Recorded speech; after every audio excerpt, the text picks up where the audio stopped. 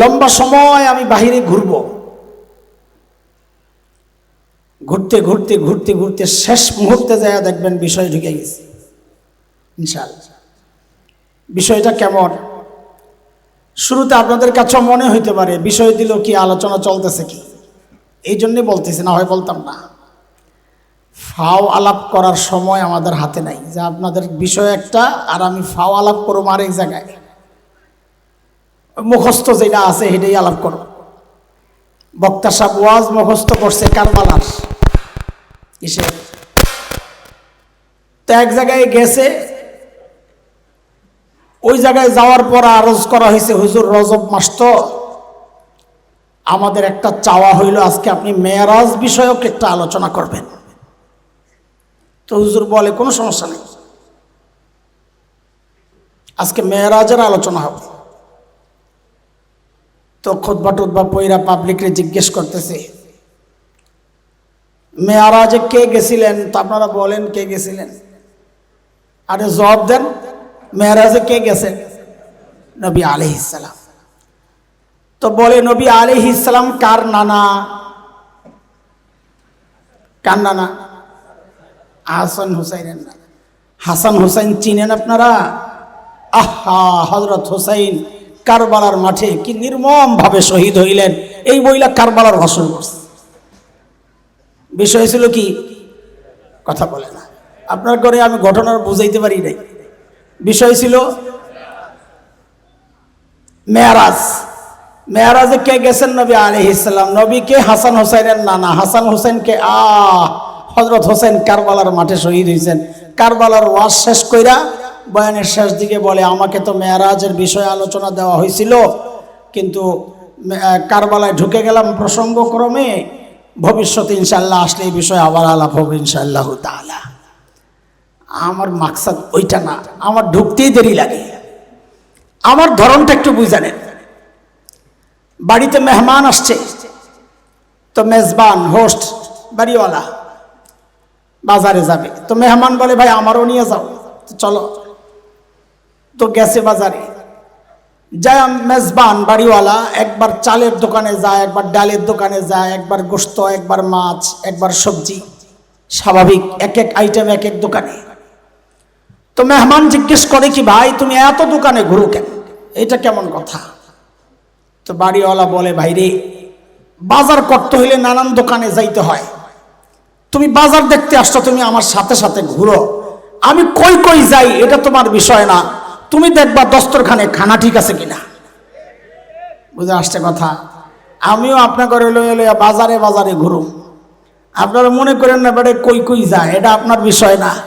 আপনি আমার সাথে সাথে খালি ঘুরতে থাকেন, আপনি দেখবেন খানার সময় খানা ঠিক আছে কিনা। ঠিক আছে কথা? চলে, বাকি আমার সাথে কথাবার্তা বলা লাগবে এবং আমি এক লাইনে চলতে থাকবো ইনশাআল্লাহ। মনোযোগ হারাবেন, হয়তো বুঝবেন আমি কি বলতে চাই, কিন্তু আমার একটু কষ্ট হবে বুঝানো, আপনারও বোঝা কষ্ট হবে।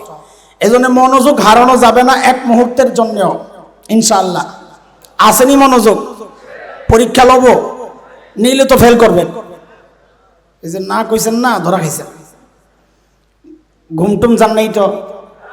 সত্যি কথা, দুই একজন আছেন না? কে কে ঘুমাইছেন ওটা হাত ওঠায় দেখান তো। আল্লাহু আকবার, মাশাআল্লাহ, মনোযোগ আছে। আমি ঘুমের পরীক্ষা লই নাই, আমি মনোযোগের পরীক্ষা লইছি। পাবলিক চালাক আছে, সুবহানাল্লাহ, মাশাআল্লাহ। একটা তাকবীর দেন, আল্লাহু আকবার। অলসতার দূর করতেছি একটু এদিক সেদিক দিয়া। বলেন আল্লাহ তাআলা আমাদেরকে যত নিয়ামত দিছেন, কত নিয়ামত দিছেন বলেন? হ্যাঁ, অনেক না, অনেক না, অনেক না, অগণিত। সাবাস, কত নিয়ামত, অসংখ্য, অগণিত। সূরা নাহল, সূরা ইব্রাহিম, দুই জায়গায় আল্লাহ এই কথাটা বলেছেন। আল্লাহ বলেন وَإِن تَعُدُّوا نِعْمَةَ اللَّهِ لَا تُحْصُوهَا إِنَّ الْإِنسَانَ لَظَلُومٌ كَفَّارٌ।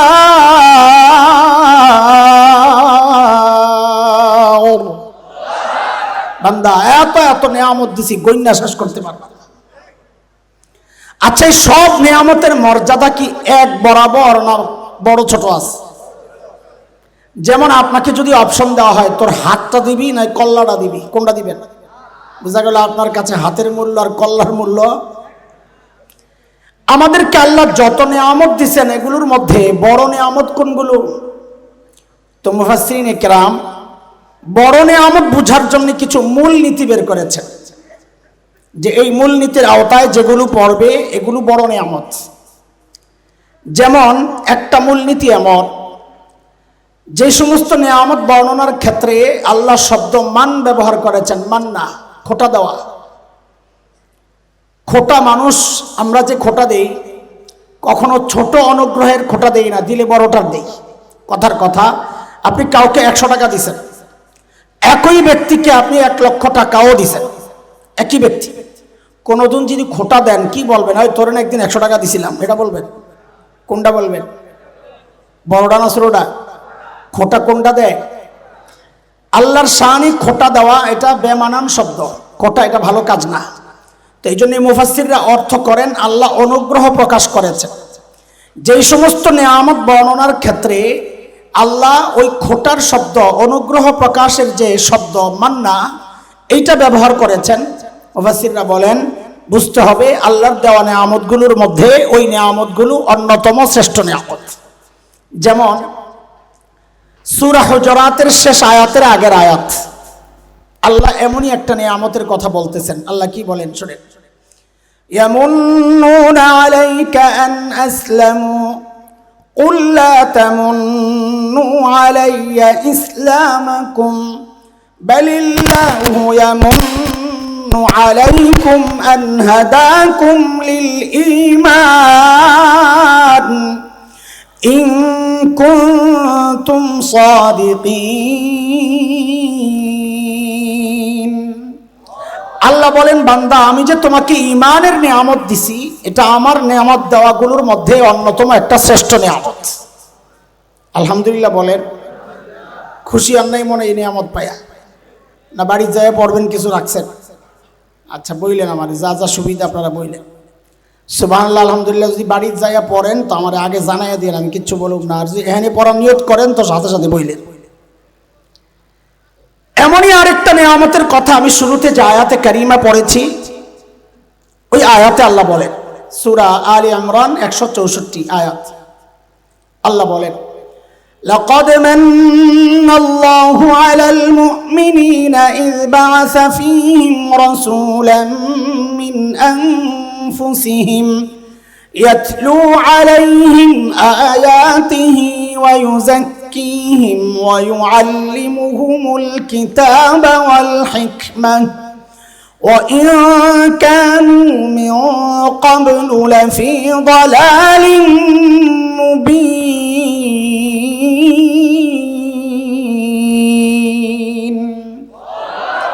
আল্লাহ বলেন, বান্দা আমি আমার শ্রেষ্ঠ রসুলকে তোমাদের রসুল বানাইয়া পাঠাইয়া আমি তোমাদের উপর একটা বড় দয়া করেছি। তাহলে শ্রেষ্ঠ রসুল, আখেরি পয়গম্বরকে নবী হিসাবে পাওয়া, এটা আল্লাহর পক্ষ থেকে আমাদের জন্য একটা বড় নিয়ামত। আলহামদুলিল্লাহ। আমাদের নবী কত বড় নিয়ামত। নবী চিনেন? আমার সাথে কথা বলবেন, হ্যাঁ না ইয়েস নো একটা বলবেন। নবী চিনেন? হ্যাঁ চিনেন, আপনারা চিনেন, অবশ্যই চিনেন। বাংলাদেশে এমন বহু মানুষ আছে চেহারা দেখে বুঝার উপায় নাই যে মুসলমানের সন্তান। না নাই? সাফান সাফা টেডি কোম্পানি হাফ প্যান্ট পরে ঘুরে আছে না নাই? কানের মধ্যে দুল। ওরে দেখা একজনের সন্দেহ লাগছে, এটা কি মুসলমানের পুত না রে? কিসের? ও ভাই আপনার নাম কি? কয় সুমন। বেটা লাগছে সন্দেহ গেছে আরো বাইরে। এটা সুমন মন্ডল না সুমন রহমান, কোনটা? মানে মুসলমান সুমন না হিন্দু সুমন? সন্দেহ কেমনে দূর করবো? তো জিজ্ঞেস করছে, ও ভাই আপনি নবী চিনেন? মনে করছে যদি মুসলমান হয় তত দুরূদ পড়বে এবং বলবে হ্যাঁ চিনি সাল্লাল্লাহু আলাইহি ওয়াসাল্লাম। তো জিজ্ঞেস করছে, ও ভাই আপনি নবী চিনেন? বাপরে বাপ, এই কথা জিজ্ঞেস করছে তেলে বেগুনে জ্বলে উঠছে। হয় না নবী চিনে মানে আশিক রাসূল মিয়া। বাপরে বাপ, আশিক রাসূলের চেহারা। এই আশিক রাসূল কেমন?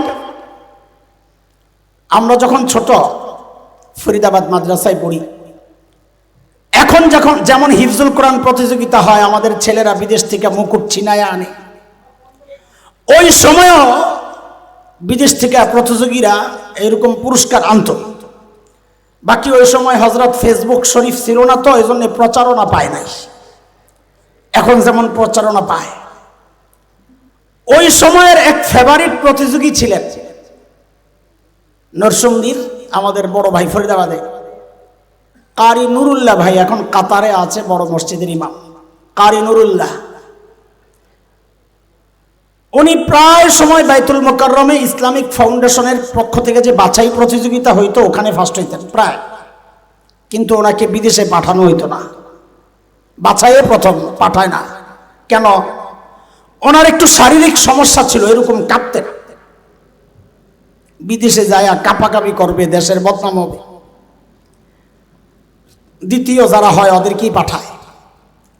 তো একবার নাকি বাছাই প্রতিযোগিতায় গেছেন নুরুল্লাহ ভাই, পদাধিকার বলে খতিব ওবাইদুল হক রহমতুল্লাহ আলাইহি, ওনার তেলাওয়াত এত সুন্দর ছিল না, কিন্তু পদের যে একটা মর্যাদা, ওই হিসাবে তিনিও বিচারক প্যানেলে থাকতেন। তো খতিব ওবাইদুল হক পুরান মানুষ, নুরুল্লাহ ভাইও পুরান মানুষ, পরিচয় আছে। তো যাওয়ার পর খতিব ওবাইদুল হক রহমতুল্লাহ আলাইহি জিজ্ঞেস করতেছেন, নুরুল্লাহ আগের মতো কাঁপনি তুমি? আমার হাত মুখের দিকে দেখতে হবে, জবাব বুঝতে হইলে। নুরুল্লাহ আগের মতো কাঁপো? তো নুরুল্লাহ ভাই নাকি জবাব দিছেন, হুজুর আগের মতো কাঁপি না। খেয়াল করছেন? হুজুর আগের মতো কাঁপি না। হাত কি করতেছে? মুখ কি করতেছে? মুখে বলতেছে, আরে হাত বলে একটা, মুখ বলে, মাথা বলে একটা, মুখ বলে।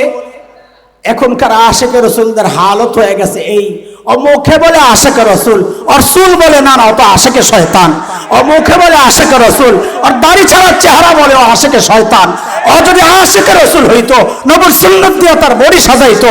ও যদি আশিক রাসূল হইতো, নিজের বিবিকে হিন্দি সিনেমার নষ্টা ভ্রষ্টা নর্তকী বেশ্যাদের পোশাক গায়ে জড়াইতো না। কথা বলেন ঠিক? আপনারাও কি ওই আশিক রাসূল মার্কানা নবী চিনেন? জোরে কর মাশাআল্লাহ, চিনলে ভালো। তা আমি আজকে একটু চিনাই নবী। এটা তো মেশকা আম্বরের মতো, লাড়া সারা দিলেই খালি গ্রান বাইর হয়। আল্লাহ আল্লাহ, মজাই লাগে। হুয়াল মিসকু মা কাররারতাহু ইয়াতাদা, সুবহানাল্লাহ। নবীকে চেনার জন্য আমি একটা উদাহরণ দেই। এই উদাহরণটা যত বুঝবেন নবী চেনা তত সহজ হবে ইনশাআল্লাহ। বাকি উদাহরণটা একটু বুঝতে হবে। একজন বাবা, ঢাকায়া তো আমার বলতে একটু সহজ হয়, মজা লাগে। ঢাকায়া বাবা, অঢেল সম্পদের মালিক। অঢেল তো বুঝেন, হিসাব নাই, সোজা কথা। এই বাবা নরম না গরম? টেকার একটা গরম আছে না, বুঝেন না কিছু? পকেটটা খালি থাকলে মনটা খারাপ থাকে। টেকার একটা গরম আছে। অঢেল সম্পদের মালিক, তার একটাই মেয়ে। কয়টা? এমনি বাবারা মেয়েদের সাথে তার সম্পর্কটা একটু অন্যরকম। পোলাপান আবার যায় সিটতে বাপেরা ধরিস না, যা কই তাই সত্য। হুজুরে কইছে আজকা মাইয়ারে বেশি মায়া করো, গাদা। তুই তো বাইরে কত জায়গায় মায়া পাস, অত ঘরে একা। তুই তো যাবি শ্বশুর শাশুড়ির কাছে, শাশুড়ি মন না চাইলেও মায়া করবে মাইয়ার ডরে। আর এই মেয়েটা শ্বশুর বাড়িতে যায় এই খোসানি খাওয়া শুরু করবো, বাপে যা মায়া আগে দিয়া দেয়, হিংসা করিস না। তো এমনি তো গরম বাপ, টাকাওয়ালা, আবার মেয়ে, আবার একমাত্র। তিনটা উপলক্ষ হয়ে গেছে, টাকা, একমাত্র, আবার মেয়ে। বাপরে বাপ, ঘটনাক্রমে মেয়েটা খুবই সুন্দরী। এখন উপলক্ষ কয়টা? বাপ তো গরম আর গরম। আমি বাপের নাম দিছি 440 বাবা। কথা কম, 440 লাইন আছে না, কাছে যাওয়া যায় না, ধরা যায় না, ছোঁয়া যায় না, জ্বলে যাবি। তো পোলা পানিটা মনে রাখা লাগবে। আমি আবারও জিজ্ঞেস করবো পড়া বুঝাইতে যায় যে কোন বাবারে, কোন বাবা কথা ক? আমি যখন তুই কমো মুরব্বীরা রাগ হইেন না, আমি পোলা বাইন্ডে কই বলে তা তো আপনি অভদ্র কেন, তুমি বলতে পারেন না। এটা তুমি আর তুই এর পার্থক্য যে বুঝবে না ও মনে করবে আমি অরে বলি নাই, যে তুই এর মর্যাদা বুঝবে ও ভাববে আমাকেই বলছে। তুইটা হৃদয়ের যেই গভীর থেকে বের হয়, তুমিটা ওই জায়গার থেকে আসে না। কিরে কথা বল। যার ভাল লাগবে না সে মনে করবে আমারে বলে নাই, যার ভাল লাগবে সে মনে করবে আমারে বলছে। বল কোন বাবা? কোন বাবা? গরম আর গরম, এটা বুঝাইতে বলতেছি। ওই বাবার মেয়েটা বিয়ের উপযুক্ত হয়েছে, তো বিয়ের উপযুক্ত হইলে প্রস্তাব আসে। একদিন এই মেয়ের প্রস্তাব লই আইছে একজন, জিজ্ঞেস করতেছে যে প্রস্তাব নিয়ে আইছে, ওটা জিজ্ঞেস করতেছে আপনি কেঠা? ও ঢাকায় অত মনে আছে না, একটু কইলে বুঝবেন না। হ্যাঁ, তর্জমা লাগলে বইলেন, আমি আবার তর্জমা করব। আপনি কেঠা?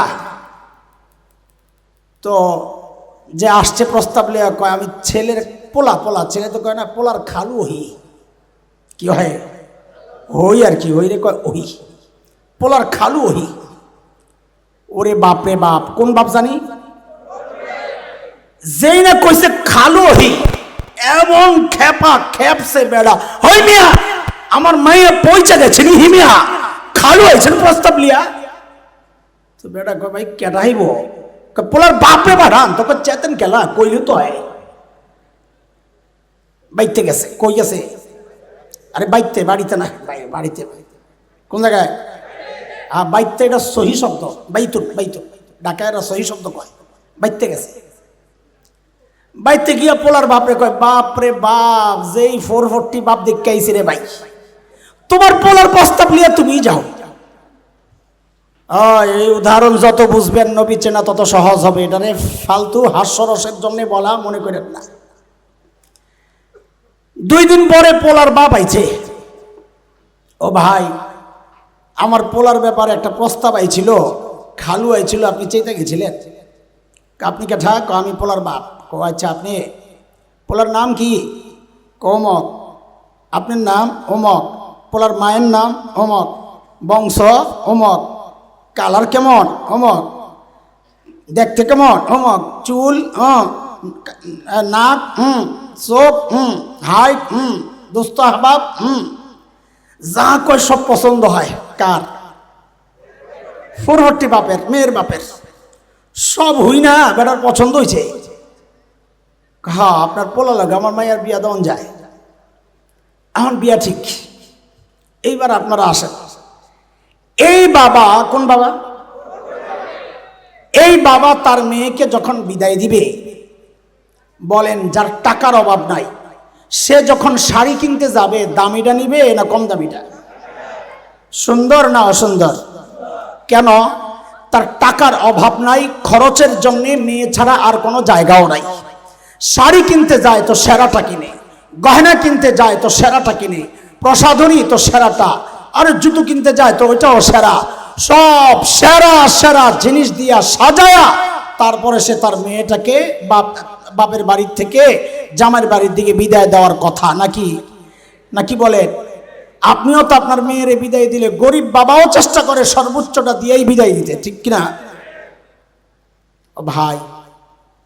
একজন বাবা তার মেয়েকে যতটা ভালোবাসেন, আল্লাহ সুবহানাহু ওয়া তাআলা তার প্রিয় হাবিব সাল্লাল্লাহু আলাইহি ওয়াসাল্লামকে তার চেয়ে 1000 কোটি গুণ বেশি ভালোবাসেন। একজন বাবা যেমন তার মেয়েকে বিদায়ের সময়, সামর্থ্যবান বাবা সব সেরা জিনিস দিয়ে সাজায়া বিদায় দেয়, আল্লাহ আমার নবীকে দুনিয়ায় পাঠানোর সময় সব সেরা জিনিস দিয়া সাজায়া তারপর আল্লাহ তাআলা আমার নবীকে দুনিয়ায় বিদায় দিয়েছেন। এইটাই এখন চিনাবো নবীকে আল্লাহ কি সেরা দিয়া বিদায় দিয়েছেন। সব বলা যাবে না, ওই জায়গা পর্যন্ত পৌঁছতে যা সময় লাগে এতটুকু সময় কাটাবো, সব বলা যাবে না। বিষয়টা কেমন একটু বুঝেন।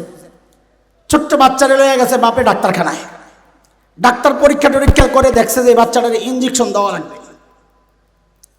ডাক্তার কিন্তু ধৈর্য ইঞ্জেকশন ঢুকায় দেয় না, কি করে ওই বাচ্চাটার সাথে একটু খাতির পাতায় আর একটা চকলেট দেয় না, অবু খাও।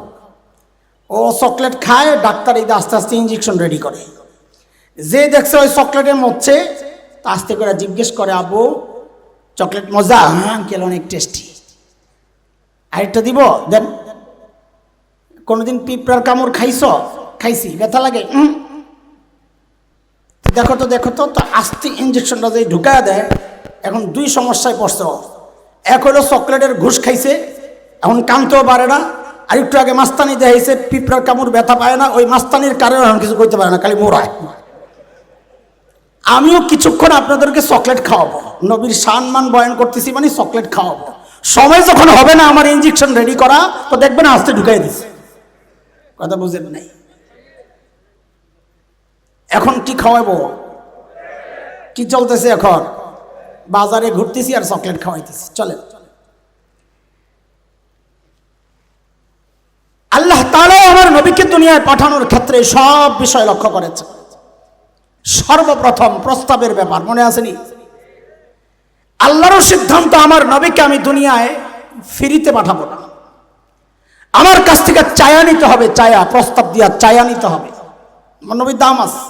দুনিয়ার মানুষের নেচার হচ্ছে, যেই জিনিস যত সহজে অর্জন করে ওই জিনিসের মূল্য সে তত কম দেয়।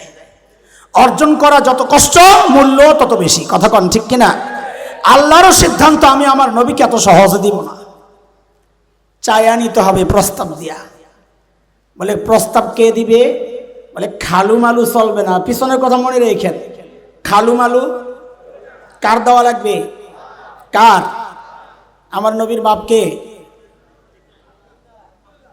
আরে আব্দুল্লাহ তো রক্তের বাপ। আমরা তো ধর্মীয় আলোচনা হচ্ছে, এই জন্য ধর্মীয়টা বলতে হবে। আমার নবীর ধর্মীয় বাপকে, দ্বীনি বাবাকে। মিল্লাতা আবিকুম ইব্রাহিম হুয়া সাম্মাকুমুল মুসলিমিন।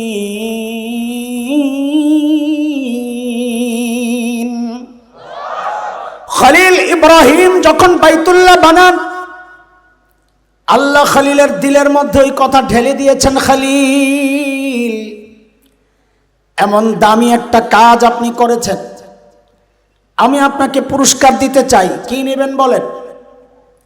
খলিল চিন্তা করছেন, সারা জিন্দেগি চায়া চায়া পাইলাম জমজম ওয়ালা ইসমাইল। কারে পাইছেন? সারা জিন্দেগি চায়া চায়া কাকে পাইছেন? ইসমাইল না বইলা ওই সাথের শব্দটা বলেন, তো ইতিহাসটাও একসাথে হয়ে যাবে। বলেন কাকে পাইছেন? জমজমওয়ালা। বলেন কাকে? ওনার আরেকটা ইতিহাস জবিহুল্লাহ। দুই শব্দ বললেই ওনার ইতিহাস আয়া যায় পুরাটা, সংক্ষেপ ইতিহাস আর কি। সারা জিন্দেগি চায়া চায়া পাইলাম জমজমওয়ালা। কাকে? কাকে? জমজমওয়ালা। বলেন শব্দ এটাই বলেন, জমজমওয়ালা কাকে? খলিল চিন্তা করলেন, সুযোগ যেহেতু পায়া গেছে, এইবার চায়া বসবো সবচেয়ে বড়টা। খলিল সুযোগ পাই এইবার চায়া বসছেন কাউসারওয়ালা। হাত উঠায়া দোয়া করলেন। দেখেন আমার কথাগুলো আমি দেখবেন সবগুলো কোরআনের আয়াত দিয়ে সাজাইতেছি, সব বইলা টইলা এরপরে রাস্তা আয়াত ফিট করি। অনেকের স্টাইল একটা, কেউ আয়াত পড়ে এরপরে ব্যাখ্যা দেয়, সব ব্যাখ্যা ট্যাখ্যা দিয়া এরপরে আয়াত ফিট করি। এই যে খলিল হাত উঠাইলেন, রব্বানা ওয়াবা'স ফীহিম রাসূলাম মিনহুম ইয়াতলু আলাইহিম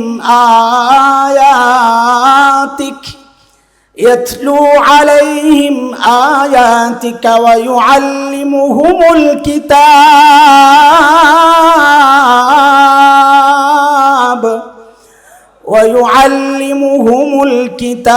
ওয়াল হিকমাতা ওয়া ইউযাক্কিহিম ইন্নাকা আনতাল আজিজুল হাকীম।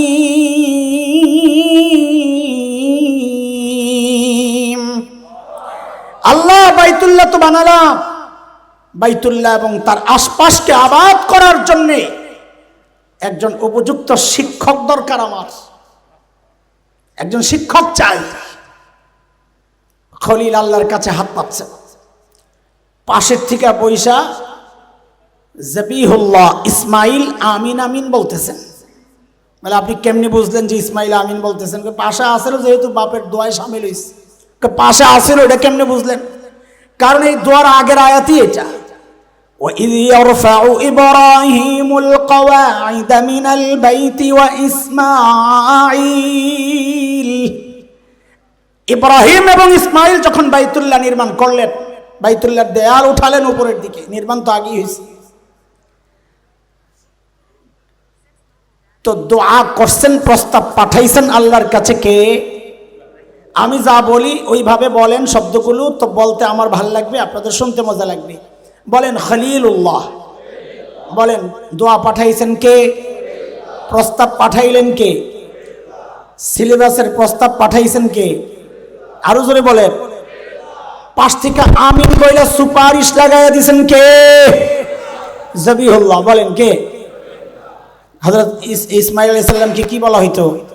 জবিহুল্লাহ। বুঝেন, আল্লাহ রাস্তায় জবের জন্য নির্ধারিত ব্যক্তি, আল্লাহ কবুল করছেন জবা, সোজা তরজমা করলাম আর কি, অত ব্যাখ্যায় গেলাম না। তো প্রস্তাব পাঠাইলেন কে? বলেন না। সুপারিশ করলেন কে? প্রস্তাব পাঠাইলেন খলিলুল্লাহ, সুপারিশ লাগাইলেন জবিহুল্লাহ। যেই অফিসে বসে বসে এই আবেদন, ওই অফিসের নাম বাইতুল্লাহ। অফিসের নাম বলেন, অফিসের নাম। তা আবার বলেন, প্রস্তাব পাঠাইলেন কে? সুপারিশ করলেন কে? কোন অফিসে বসে? অফিসের নাম কি?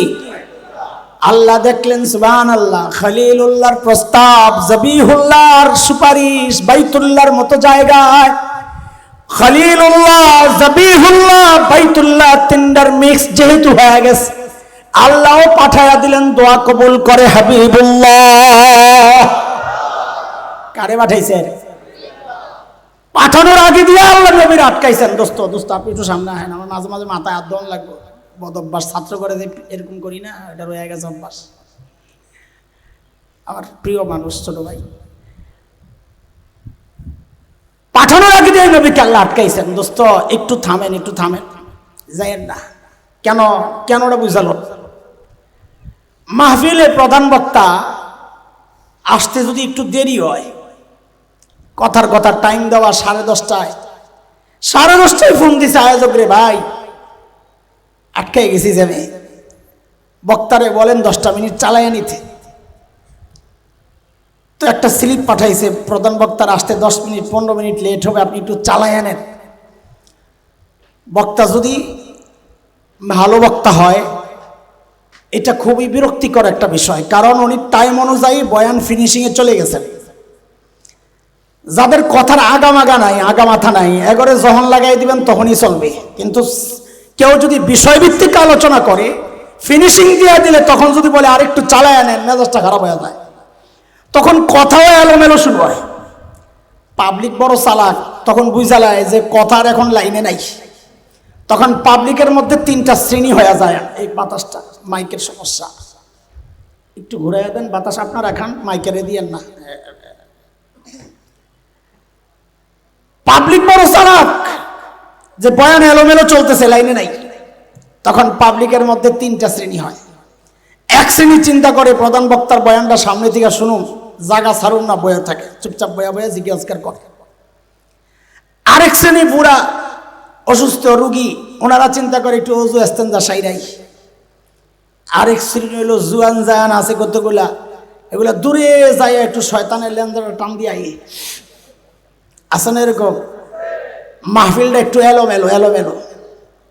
এর মধ্যে প্রধান বক্তা মেসেজ পাঠাইয়া দিছে, ভাই আপনার এলাকায় ঢুকে গেছি, বাইকের আওয়াজ পাইতেছি। আহারে, সময় মতো বক্তা যদি আসে, আয়োজকদের কলিজা ঠান্ডা, না আসলে কলিজা শুকায়া যায়। দৌড়াইয়া এরা পাঠাইছে, এই একটা স্লোগান লাগাইয়া দে, প্রধান বক্তার আগমন শুভেচ্ছা স্বাগতম কয়া।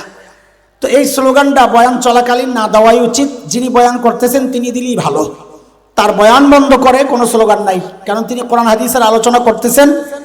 সম্মান আলোচনার বেশি ব্যক্তির চেয়ে, কোরআনের সম্মান ব্যক্তির চেয়ে কি? কারণ ব্যক্তি সম্মানিত হয়েছে তো কোরআনের উসিলায়। তো তিনি নিজেই যদি দেন, এটাই বেটার। এই স্লোগানটার উদ্দেশ্য কি? এলোমেলো মাহফিলকে একটু জমায়া রাখা, জমানো।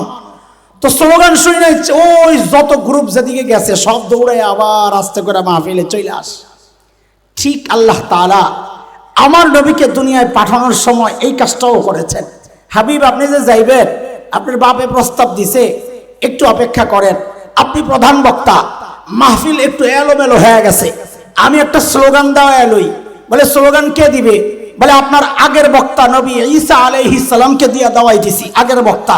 তো আল্লাহ নবী ঈসাকে বলেছেন, নবী ঈসা শ্রেষ্ঠ নবী আসতেছেন, আখেরি পয়গম্বর আসতেছেন, প্রধান অতিথি প্রধান বক্তা আসতেছেন, আপনি একটা স্লোগান দেন। নবী ঈসা স্লোগান লাগায় দিলেন। কোরআন আল কারীমে আসছে সূরা সফ আয়াত 6, হযরত ঈসা বলেন, আল্লাহ বলেন, ওয়া ইয ক্বালা ঈসা ইবনু মারইয়াম ইয়া বনী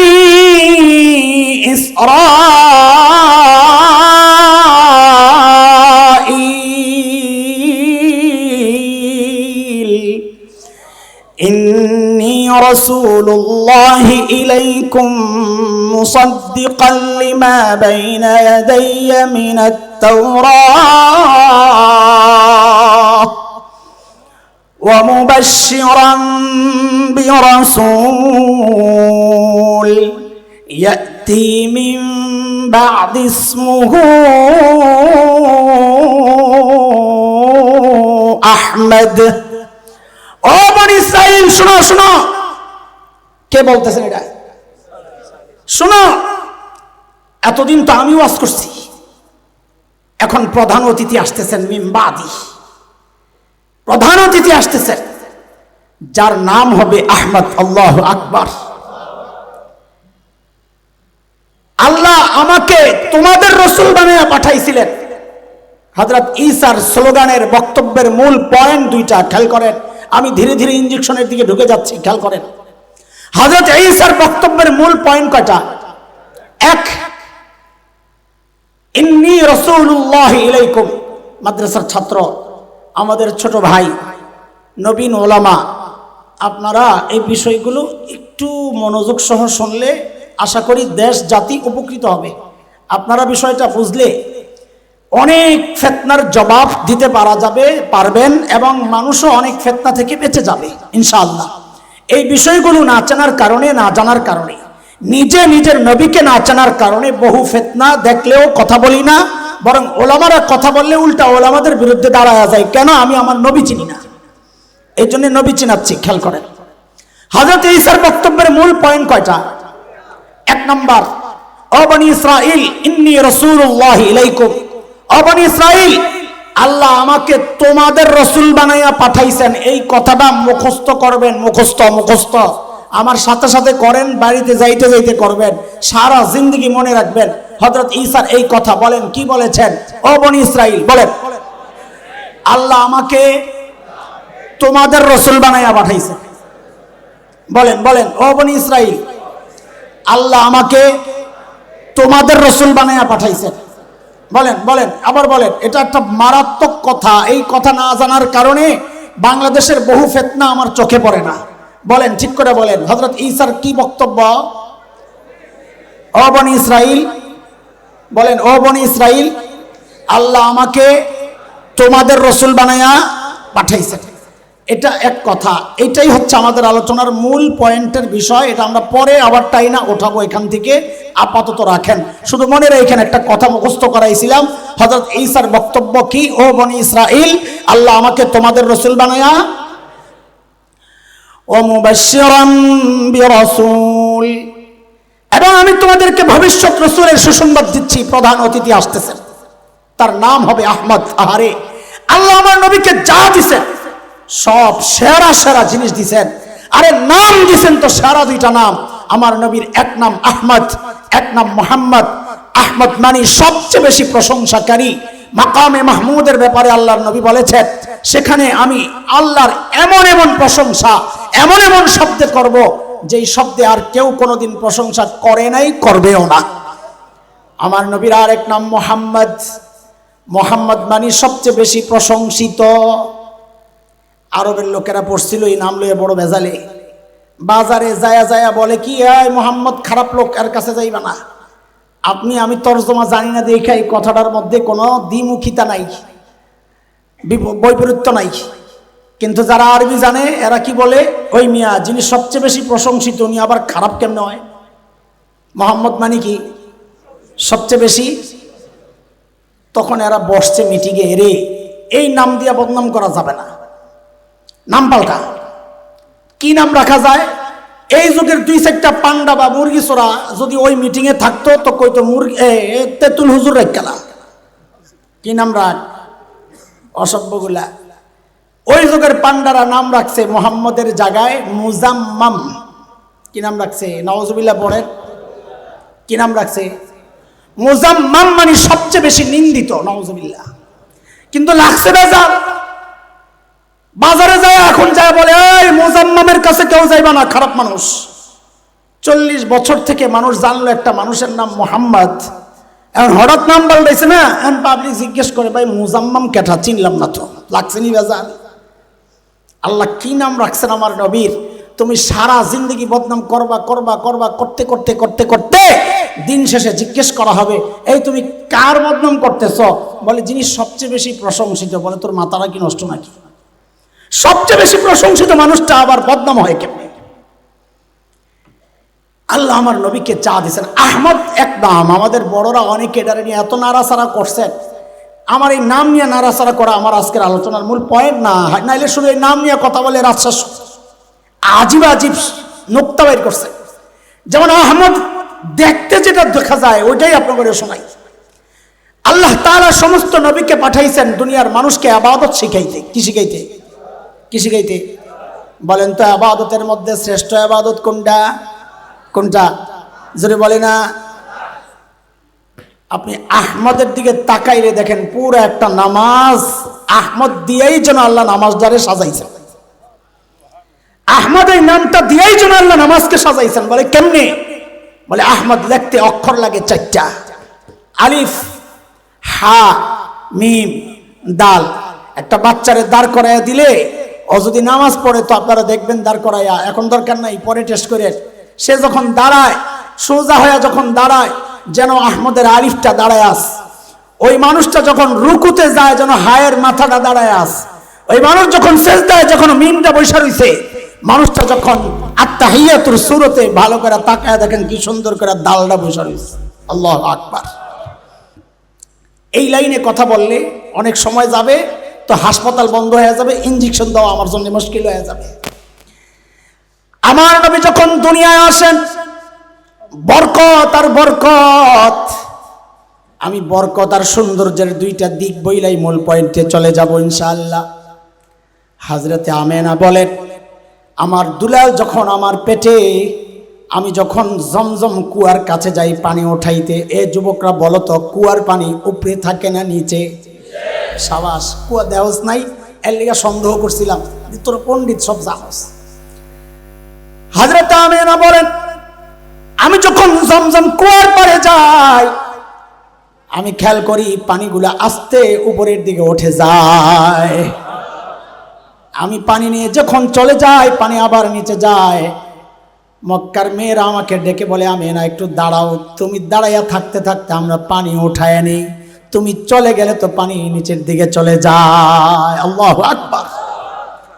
হযরত হালিমাতুস সাদিয়া বলেন আমি যখন তায়েফ থেকে আসি, মক্কা থেকে একটা ছেলে নিয়ে লালন পালনের বিনিময়ে কিছু পয়সা পাবো এই আশায় মক্কার মানুষ সন্তানকে তায়েফ লালন পালনের জন্য পাঠাইতো। পরিবেশের কারণে মক্কার আবহাওয়া পরিবেশ বাচ্চাদের জন্য অতটা স্বাস্থ্যকর না, তায়েফ বড় দারুণ জায়গা।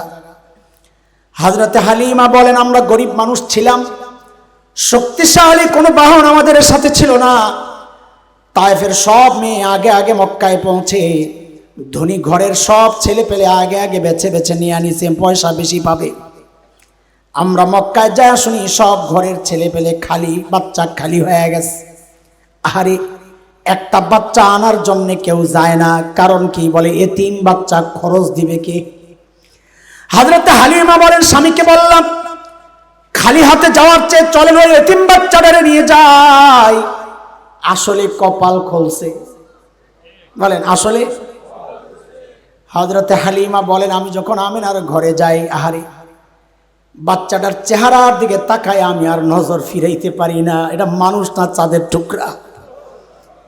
আল্লাহ আমার নবীকে এত সুন্দর বানাইছেন, তাই তাই তো কবি হাসান ইবনে সাবিত বলেন, ওয়া আহসানু মিনকা লাম তারা কাত্তু আইনি ওয়া আজমালু মিনকা লাম তালিদিন নিসা খুলিকতা মুবাররাআম মিন কুল্লি আইবিন কাআন্নাকা ক্বাদ খুলিকতা কামা তাশা।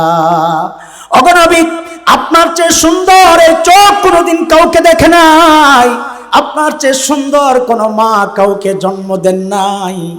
নবী গো, আপনার দিকে তাকাইলে মনে হয় আল্লাহ যেন আপনাকে সমস্ত ত্রুটি মুক্ত করে আপনার চাওয়া অনুযায়ী আপনাকে আসমান থেকে পাঠায়া দিছেন। হযরত হালিমা বলেন, আমি দৌড়ে বাচ্চাটা যখন বুকে লাগাই, আমার কাছে মনে হচ্ছিল বাচ্চাও আমার জড়ায়া ধরে আছে। আসলে এত মায়া এমন ভাবে ধরছে, ছাড়তে আর মন চায় না। হযরত হালিমা স্বামীকে বলেন, টাকা পয়সা লাগবে না, মনে হচ্ছে একটা বড় কিছু নেয়ামত পায়া গেছি। হযরত হালিমা বলেন, আমি যখন আমার বাচ্চা, যুবক খেয়াল করো, আমি যখন আমার বাচ্চারে নিয়ে আমার বাহনে উঠলাম, পাইলট আমার স্বামী সামনে যায়া বসছে। যেই না আমার স্বামী সামনে গিয়ে বসেছেন, অমনি বাহনটা ধপাস করে মাটিতে বসে পড়ছে। আমি অবাক হয়ে তাকায় রয়েছি, কিরে বাহন তো এত দুর্বল না যে ছোট্ট বাচ্চার ভারে বসে পড়বে। আমরা দুইজন তো সেই তাইফ থেকে আসছি, তখন তো বসে নাই। আমার কাছে কেমন কেমন আগের থেকে একটু লাগতেছে। হযরত হালিমা বলেন, স্বামীকে বললাম একটু নিচে নেমে দাঁড়ান তো দেখি। যেই না আমার স্বামী একটু নিচে নেমে দাঁড়ালেন, অমনি বাহনটা আবার লাফ দিয়া দাঁড়ায় গেছে। আমি আমার স্বামীকে বললাম, দেখি আবার একটু বসেন তো দেখি। যেই না আমার স্বামী আবার বাহনে উঠলেন, অমনি বাহনটা আবার ধপাস করে বসে পড়ছে। আমার স্বামীকে আমি বললাম, এইবার আবার একটু নামেন তো দেখি। যেই না নামলেন, অমনি বাহন যখন আবার লাফ দেয়া দাঁড়ায় গেছে, তখন আমার বুঝার আর কিচ্ছু বাকি নাই। স্বামীকে বললাম, সামনে না বসে দেখি এবার একটু পিছনে যায় বসেন তো দেখি কারবারটা কি হয়। বলে, যেই না আমার স্বামী পিছনে যায় বসলেন, অমনি বাহন লাভ দিয়া উঠে এখন সবার আগে দৌড়ায়। আল্লাহ দেখা দিয়েছেন, ও হালিমা, আমার নবী শিশু, তাতে কি? আমি তাকে সম্মান দিয়েছি, ইজ্জত দিয়েছি, তাকে পিঠ দিয়ে বসা যাবে না। তোমার স্বামীকে বলো পেছনে যায় বসতে। যুবক, অথচ তোমার এই দেশে তুমি নবীর আশিক দাবি করো। তোমার এই দেশে নবীর ইজ্জত নিয়ে কুলাঙ্গাররা ছিনিমিনি খেলে, নবীর খাতবে নবুয়তের মুকুট নিয়ে টানাটানি করে, নবীকে নিয়ে কুলাঙ্গাররা লেখালেখি করে। তুমি মুখে কষ্টি বেঁচে বসে থাকো। না, এই জায়গায় রাজনীতির গন্ধ তালাশ কইরো না। এই জায়গায় আলেমদের সাথে একজোট হয়ে উচ্চারণ করতে হবে, বাংলাদেশে আমরা অন্য কিচ্ছু চাই না। এদেশে হিন্দু থাকবে, খ্রিস্টান থাকবে, মদ, মোরান, গারো, চাকমা, কুকি, সাঁওতাল, টিপনা থাকবে। আল্লাহর নবীর দুশমনদেরকে এই দেশে আমরা থাকতে দেব না।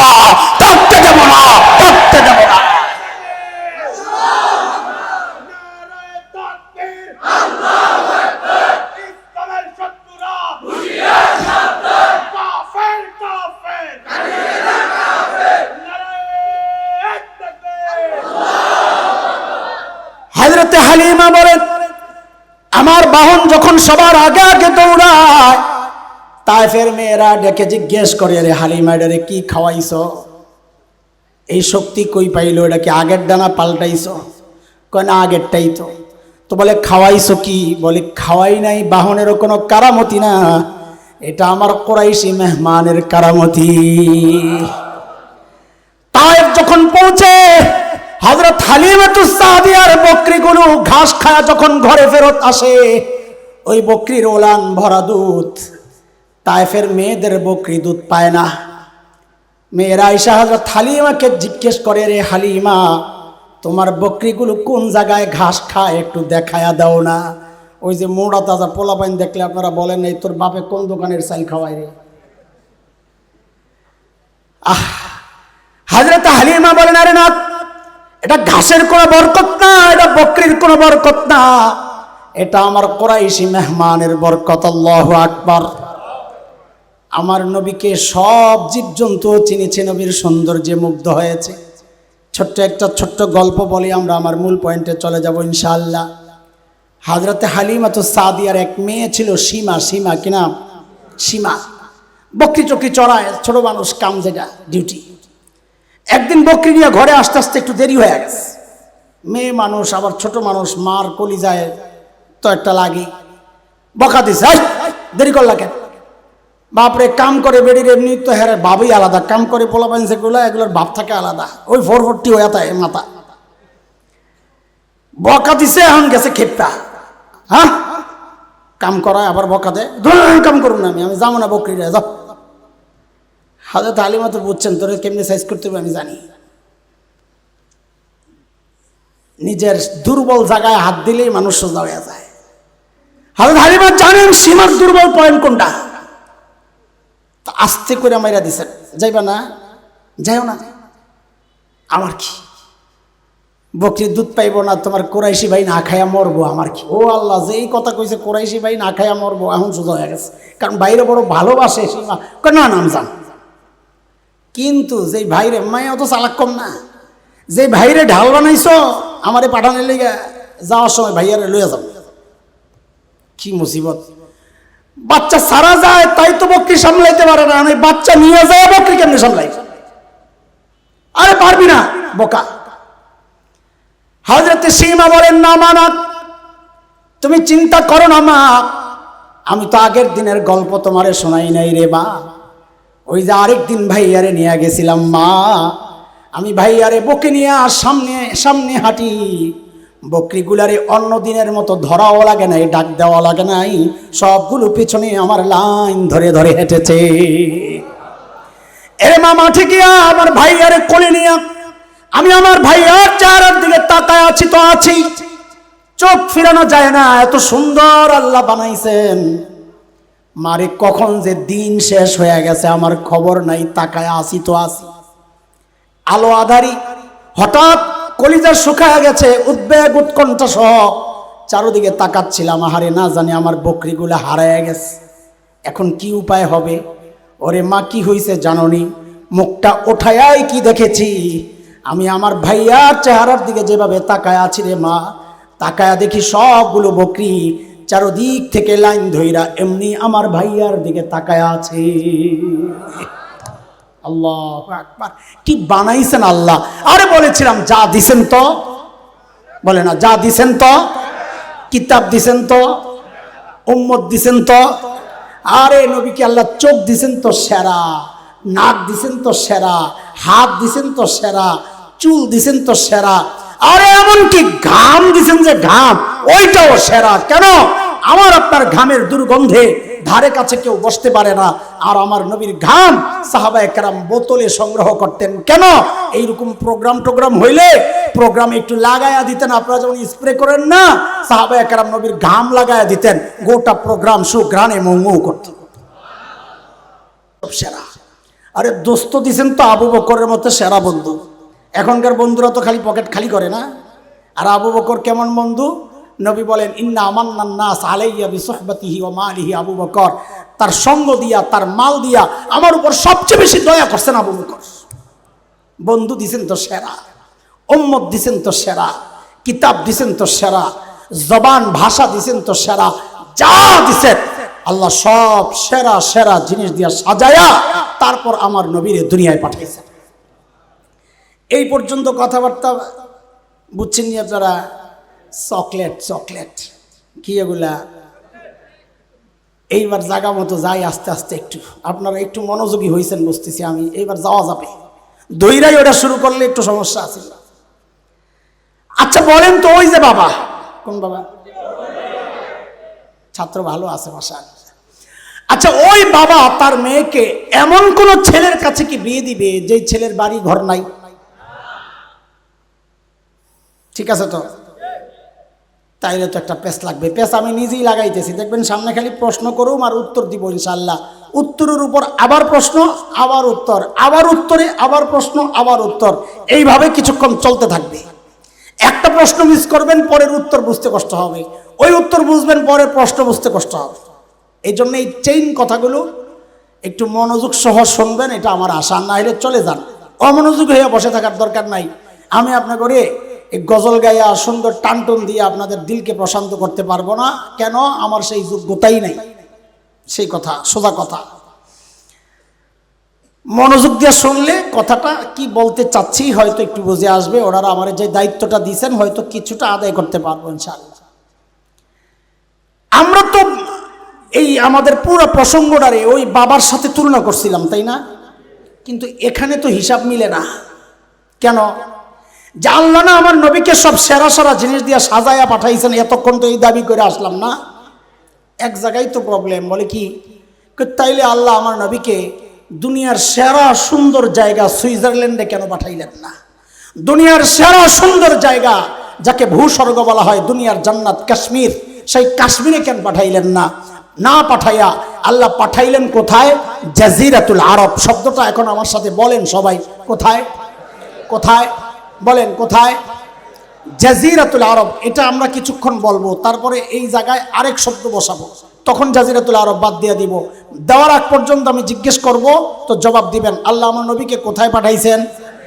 জাজিরাতুল আরব কি, কোথায়, কেমন, এটা আমি বলতেছি। জাজিরাতুল আরব, আরব দ্বীপ, উপদ্বীপ, দ্বীপ যেটাই হোক, আরব আমিরাত, সৌদি আরব, কাতার, কুয়েত, এই দেশগুলো মিলে যেই ভূখণ্ডটা, ভৌগোলিক অবস্থা এবং অবস্থান দুইটা জিনিস। অবস্থা কেমন, পরিবেশ কেমন ছিল, সোজা কথা। খলিল ইব্রাহিমের জবানে আসছে কোরআন আল করিমের সূরা ইব্রাহিমে, ওয়াদিন গায়রি যি যারা, বৃক্ষলতাহীন জলশূন্য বালুকাময় জায়গা, খাওয়া নাই, পানি নাই, ফসল নাই, গাছগাছালি নাই, শুধু মরুভূমি আর পাথর। এমন একটা অনুর্বর অস্বাস্থ্যকর জায়গায় আল্লাহ আমার নবীকে কেন পাঠাইলেন? কই পাঠাইছেন?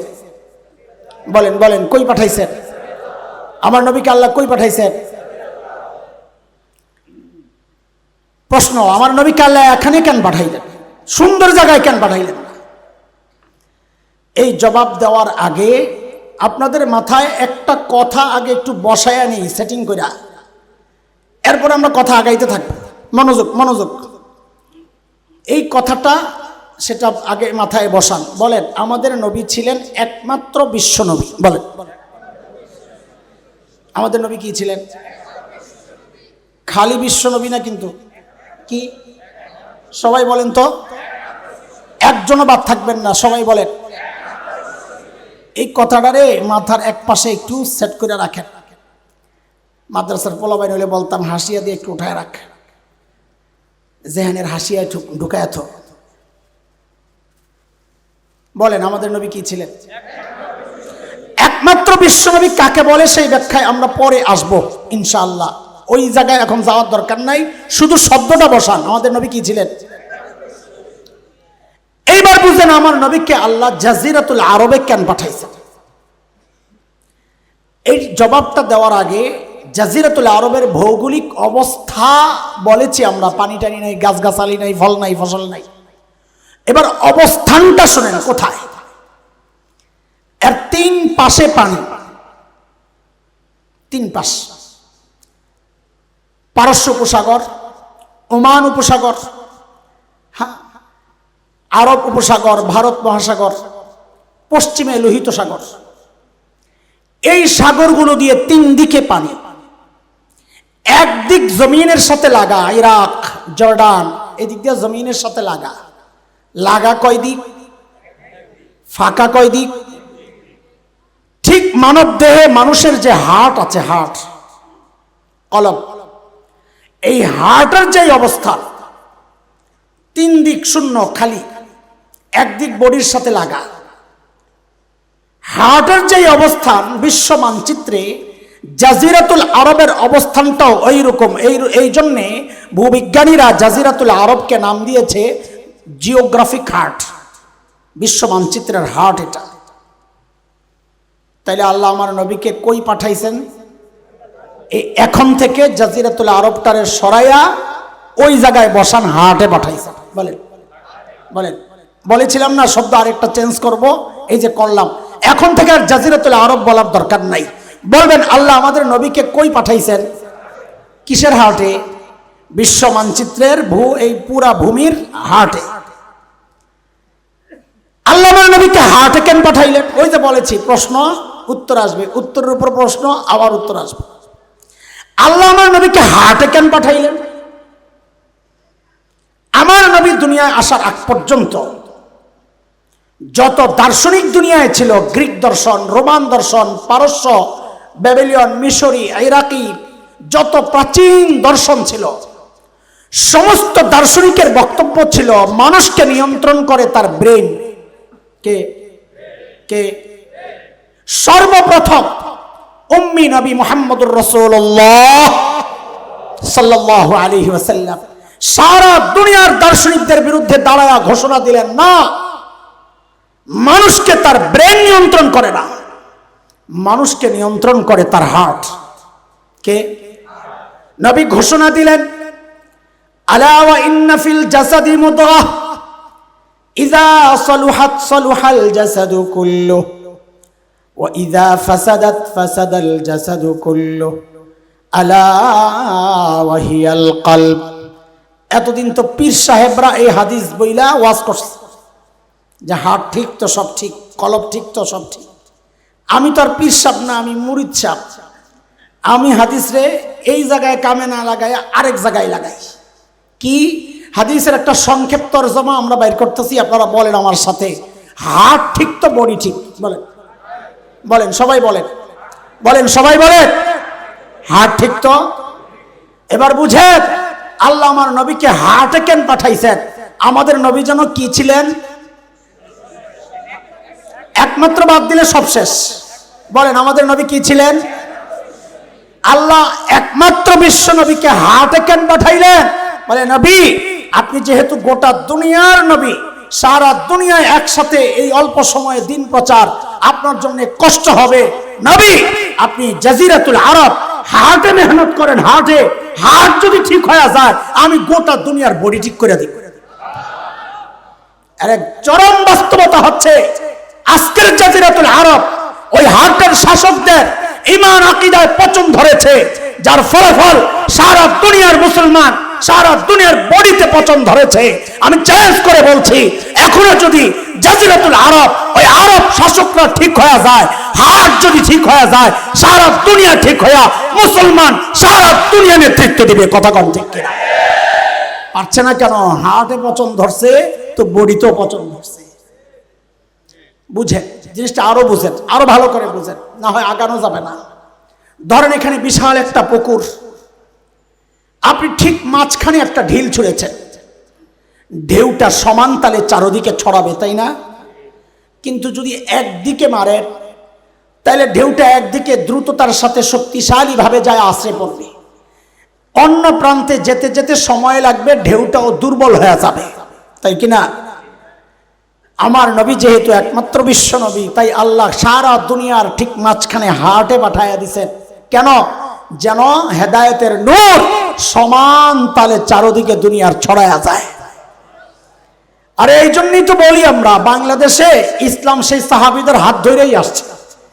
হ্যাঁ দোস্ত, এটা বুঝার জন্য আরেকটা উদাহরণ দিই, তাহলে আরো বোঝা সহজ হবে। এটা হচ্ছে আমাদের একজন প্রবীণ আলেম ছিলেন, বয়ান করতেন, মুফাসসির হযরতুল আল্লামা আব্দুল গফফার রাহমাতুল্লাহি আলাইহি।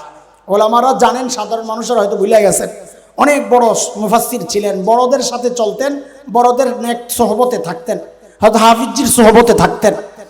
কথা বলতেন খুব দারুণ, তবে সাদাসিধা কথাবার্তা, এত রং রং ছিল না, আমাদের মতো তো ভুংবাং ছিল না। কথা বলতেন সাদাসিধা, কিন্তু কথা বলতেন খুব সুন্দর, রসিয়ে রসিয়ে কথা বলতেন, কথায় খুব মজা ছিল। তো হযরত একটা গল্প শোনাইছে, পোলাপাইন ভালো করে বুঝ। বলে আমরা ইন্ডিয়াতে গেছি, আলেমদের এক কাফেলা, বড় প্লেটের মধ্যে দিছে শুকনা গরম টাটকা খিচুড়ি, একদম ধোঁয়া উঠতেছে নাস্তা, মাঝখানে দিছে ঘি। কি ঘি? গরম তাপে ঘি গইলা গেছে, গইলা গেলে তেল হয়ে যায়, ঘি গইলা গেলে কি হয়ে যায়? এটা হেভি টেস্টি একটা খাবার। ওই ঘি আঙ্গুল দিয়ে একটু লইয়া খিচুড়ির সাথে মাইকে মুখে দিলে ক্লারা শুরু করছে, বাজ্যায় খাইছ শয়তান সোসা বেটা। প্লেটের চারদিকে মৌলভী সাহেব। এটা বুঝার জন্য আরেকটা জিনিস একটু বুঝালাম, তাহলে এটা বোঝা সহজ হবে। মুসলমান সর্বপ্রথম হিজরত করছে কোন দিকে?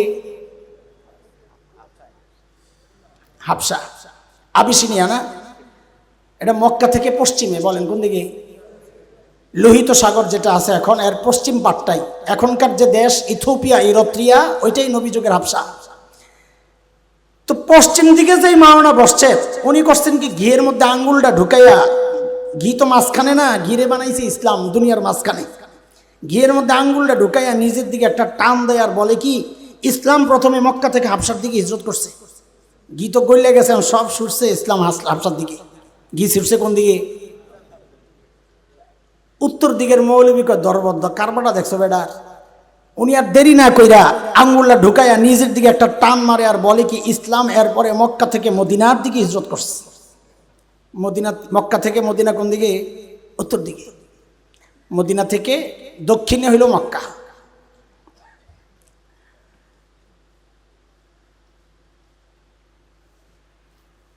আব্দুল গাফফার সাহেব, কারবারটা দেখছো? ঘি তো মক্কাওয়ালা, হাবসাওয়ালার মদিনাওয়ালা খাই নেবে।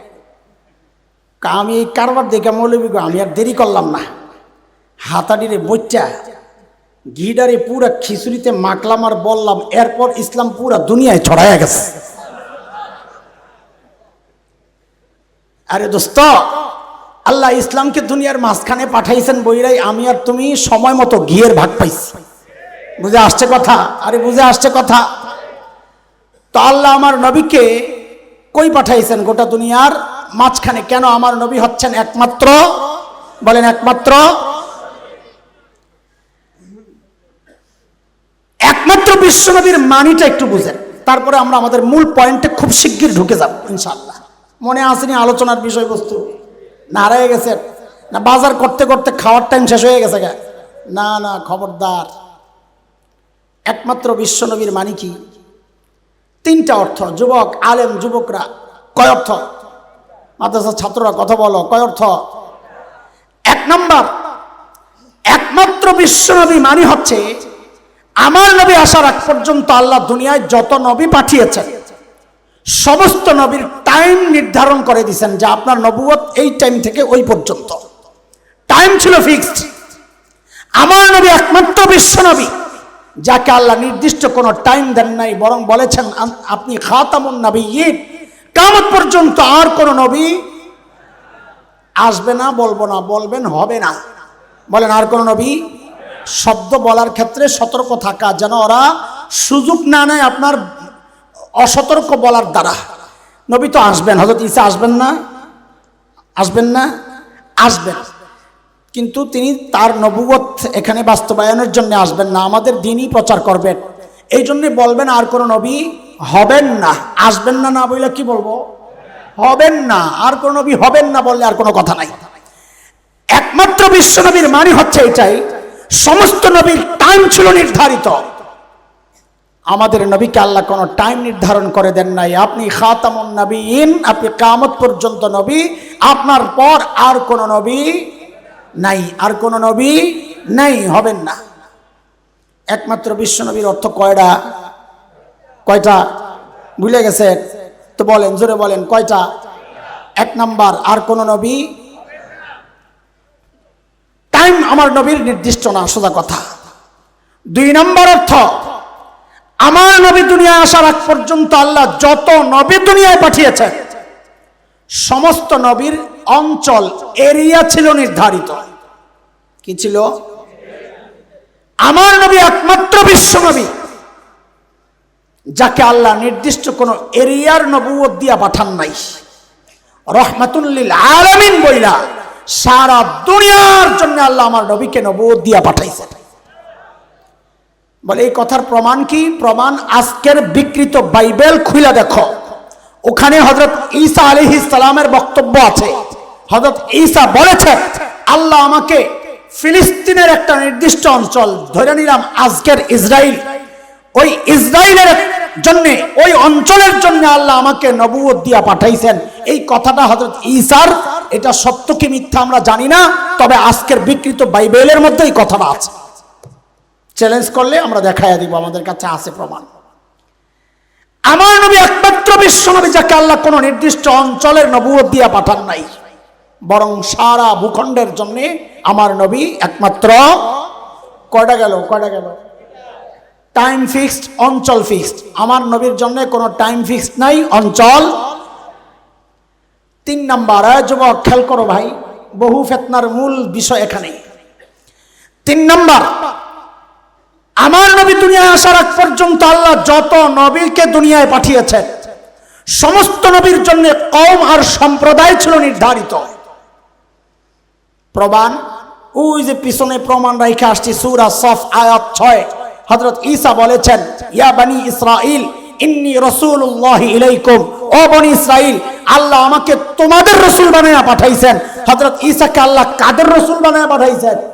বনি ইসরাইল মানে আজকে ইহুদিরা, ধরেন ইহুদিরা তাদের রাসূল বানায়া পাঠাইছেন। আমার নবী একমাত্র বিশ্ব নবী যাকে আল্লাহ নির্দিষ্ট কোনো ধর্মের নবুয়ত দিয়া পাঠান নাই, তাকে পাঠায় আল্লাহ বলেছেন, ওমা আরসালনাকা ইল্লা কাফাতাল লিন্নাস, আপনাকে গোটা মানব জাতির জন্য কোন নির্দিষ্ট ধর্ম না, খ্রিস্টান হোক, ইহুদি হোক, হিন্দু হোক, বৌদ্ধ, মগ, মোরান, গারো, চাকমা, কুকি, সাঁওতাল, চিপড়া সহ যত জাতির দুনিয়ায় বাস করে সমস্ত জাতির জন্য আমার নবী একমাত্র বিশ্ব নবী যাকে আল্লাহ নবুয়ত দিয়া দুনিয়ায় পাঠাইছেন। একমাত্র বিশ্ব নবীর কয় অর্থ? আমার নবী ছাড়া সকলের টাইম নির্ধারিত। দুই, আমার নবী ছাড়া সকলের অঞ্চল নির্ধারিত। তিন, আমার নবী ছাড়া সকলের কওম নির্ধারিত। বুঝে আসছে এই কথা? এবার বুঝেন কেন এই কথাগুলো এইভাবে বুঝাচ্ছি। বাংলাদেশের আকাশে শকুনের আনাগোনা পরিলক্ষিত হচ্ছে দোস্ত, খবর তো নাই তোমাদের? আমরা চোখে আঙ্গুল দিয়ে একটু আপনাদেরকে জাগাইতে চাই, বিশেষ করে যুব সমাজকে। আগামী 10 বছর পর এই হাসান জামিলের হাতে হয়তো লাঠি চলে আসবে অথবা কবরেও চলে যেতে পারি। আমারে পিডা দিব না, মায়া লাগবে, পিডাইব তোমারে, কারণ তোমারে পিডাইয়া মজা পাইব। দেওবন্দে যখন আমরা 97 সনে, ও আমাদের কামাল ভাই ছিলেন, আপনাদের আশরাফিয়ার কামাল ভাই দোস্ত আমার, ওই বছর ধরপাকড় শুরু হয়েছে হঠাৎ। তা আমাদের সাথে লালবাগ থেকে গেছিলেন একজন ইয়া মোটা, ও যায় ছাদে যায় ঘুমায়, হোস্টেলের ছাদে ঘুমায়। তা আমি, দোস্ত তুমি ছাদে যাও কেন? কয় দোস্ত রে, তোরা যদি ধরা পড়স, আমি তখন চিকনা চাকনা ছিলাম একেবারে হ্যাংলা পাতলা, কয় তোরা যদি ধরা পড়স তো করে পিঠা একটা দিয়া দ্বিতীয়টা দিতে মায়া লাগবো। আর আমার সেই শরীরের অবস্থা, আমার এই পিঠায় যে কি মজাটা পাইব ওরা, আমি ওই ডরে ছাদে যায় ঘুমাই। আমাদের ওই যে দেওয়ানবাগি যখন মারা গেছে তখন আমি ওই কথাই কইছি, যাও যাও ফেরেশতারা পিড়াইয়া যে কি মজাটা পাইব রে আল্লাহ। তো তোদেরকে পিড়ায় মজা পাবে, এই জন্য তোদেরকে পিটাবে। পিঠা যেন খাইতে না হয় আগের থেকে চোখ কান খোলো। আকাশে কিন্তু শকুনের আনাগোনা আমরা দেখছি। কেন, কিভাবে বলছি? বাংলাদেশের 2টা বিশেষ অঞ্চল, পার্বত্য অঞ্চল, উত্তরবঙ্গ, এনজিওরা যারা এখন ক্ষমতায় এবং খ্রিস্টান মিশনারিরা, কাদিয়ানীরা, আমরা মাঠে ময়দানের মানুষ দায়িত্ব নিয়ে কথাগুলো বলছি, এগুলো একটু বাড়িয়ে বলছি না। শত শত নয়, হাজার হাজার নয়, লক্ষ লক্ষ মুসলমানকে ভুলভাল বুঝায়া, কোরআন হাদিসের অপব্যাখ্যা দিয়া, লোভ লালসার শিকার বানায়া লক্ষ লক্ষ মুসলমানকে ওই অঞ্চলগুলোতে খ্রিস্টান বানাচ্ছে ওরা। গত কয়েক বছর আগে, 8-10 বছর হবে, আমরা গিয়েছিলাম দিনাজপুর পার্বতীপুর, বিশাল এক হসপিটাল আছে, ল্যাম্প হসপিটাল, ওদের এই কার্যক্রম চালানোর জন্য আমরা গিয়েছি আমাদের কিছু ভাইকে দাওয়াত দিয়া মুসলমান বানাতে, দাওয়াতি কাফেলা। মিশনারিদের পক্ষ থেকে পুলিশের কাছে রিপোর্ট করা হলো, ঢাকা থেকে কিছু মৌলবী আসছে, ওদের মতিগতি ভালো না, মারামারি লাগতে পারে, খুনাখুনি হইতে পারে। পুলিশ আমাদেরকে ডাকালো, তলব করলো, ভাই আপনারা কারা, কেন মারামারি করতে চান? তা আমি তো তখন একদম চিকনা চাকনা, আমি বলি আমারে দেখে কি মনে হয় আমি মারামারির প্লেয়ার? তো কি জন্যে আসছেন? আসছে আমার ভাইকে ঘরে ফেরত আনতে। সে মুরতাদ হয়ে গেছে, খ্রিস্টান হয়ে গেছে, তাকে ইসলামে ফেরত নিতে আসছি বুঝাইয়া। তখন পুলিশ আমাদেরকে একটা প্রশ্ন করেছিল, সেই প্রশ্নটাও আমি আপনাদেরকে শোনাচ্ছি, কিন্তু আমার মনে হচ্ছে প্রশ্নটা উত্থাপনের পর পুলিশের যেই চিন্তা, এই চিন্তাওয়ালা মানুষ যদি এখানে থাকে, তিনিও বলবেন হ্যাঁ পুলিশের কথা তো ঠিকই আছে। আচ্ছা ঠিক আছে, আল্লাহ মাফ করছে, লাইগো না, ফ্যানের সাথে লাইগো না। আচ্ছা বাদান কথা বললেন না, কথা বললেন না, কথা বল, যা গেছে গেছে। সতর্ক থাকো, সতর্ক থাকো, বিদ্যুতের ব্যাপার। পুলিশ একটা প্রশ্ন করেছে, কি প্রশ্ন? আচ্ছা হুজুর বলেন তো, আমরা মুসলমান, সারা দুনিয়া ইসলামের দাওয়াত চলে, আমাদেরকে কেউ আটকায় না, অনুমতি আছে, কিন্তু খ্রিস্টানরা বাংলাদেশে ওদের ধর্মের প্রচার করলে আমাদের সমস্যাটা কোথায়? কাদিয়ানীরা ওদের ধর্মের প্রচার করলে সমস্যা কোথায়? যার যার ধর্মের প্রচার সে করবে। কথাটা কত সুন্দর না? যার যার ধর্মের প্রচার সে করবে, কথাটা সুন্দর না? বুঝি সুন্দর। আপনাদের এখানেও কেউ থাকতে পারে, আমি অস্বীকার করছি না, তিনিও মনে মনে চিন্তা করতেছেন কথা তো ঠিকই আছে, যার যার ধর্মের প্রচার সে করবে, কথা তো সুন্দর। দোস্ত সব সুন্দর সুন্দর না। সাপের মাথা দেখছেন? সাপের মাথা সুন্দর না অসুন্দর?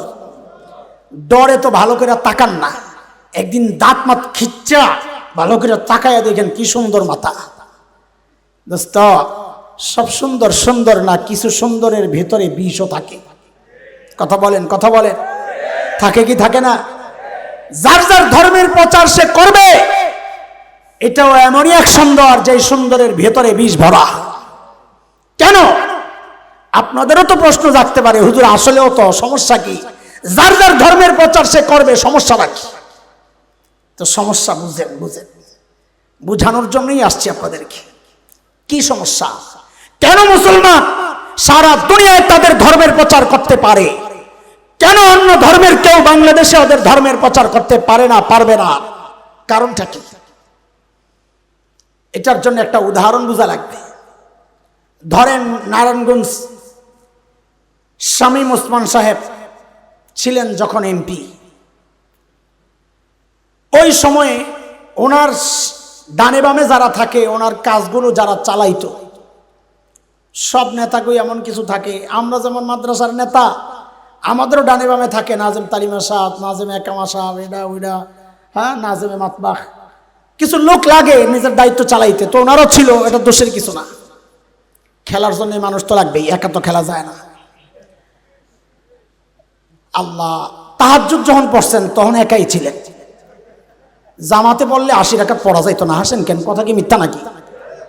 জামাতে বললে এত রাকাত পড়া যায় না, 80 রাকাত নামাজ কি জানতেন কথা? জামাতে বললে এটা পড়া যাইতো না, জামাতে বললে তো কেরাত উঁচু আওয়াজে পড়া লাগতো নাকি? মাসালা কি বলে? উঁচু উঁচু আওয়াজে কেরাত পড়লে বেশি তাড়াতাড়ি পড়া যায় না, মনে মনে যাও তাড়াতাড়ি পড়া যায়। ওনার ছেলেপেলেরা দেখে চাষারার মোড়ে বিশাল এক সাইনবোর্ড, লাল কালো লেখা, লাল সাইনবোর্ড, কি লেখা? এমপি সাহেবের কার্যালয়। কি লেখা? পোলাপাইন কয় কি রে, আমরা জানি না এটা কে অফিস খুললো, লত যাই গেস, এটা কার অফিস রে? কয় এমপি সাহেবের। কোন এমপি সাহেব? কয় সাদেক হোসেন খোকা। বুঝেন, বুঝেন, কার কার অফিস? জোরে কন। সাদেক হোসেন খোকা সিনের? ওই ঢাকা সূত্রাপুর কোতোয়ালি আসনের এমপি আছিল 20 বছর আগে। কত বছর আগে? আছে না মারা গেছে? পরে তো মেয়র ছিল, আরো কত পরে মারা গেছে, তারও বহু আগে এমপি আছিল। ঢাকা সূত্রাপুর কোতোয়ালি আসনের অফিস খুলছে কোন জায়গায় যাইয়া? পোলাপাইন ধইরা গইনা গইনা 20টা বাড়ি লাগাইছে।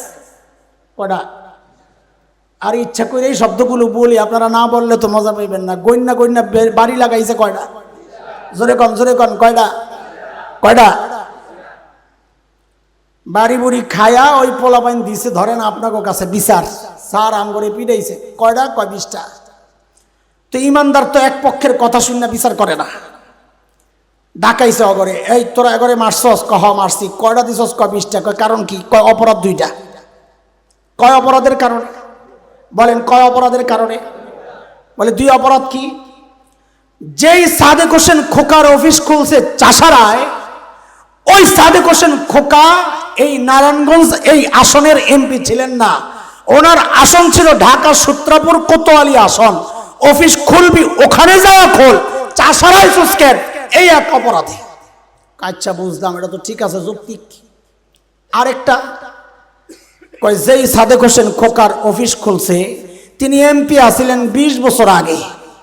20 বছর আগের এমপির অফিস খুলছস, তাও আইসা চাষারায়, এই জন্য গণ্য গণ্য কয়টা বাড়ি দিছে, কথা কন, কয়টা বাড়ি দিছে। এইবার বুঝেন, খ্রিস্টানরা বা অন্য ধর্মের কেউ কেন বাংলাদেশে ওদের ধর্মের প্রচার করতে পারবে না?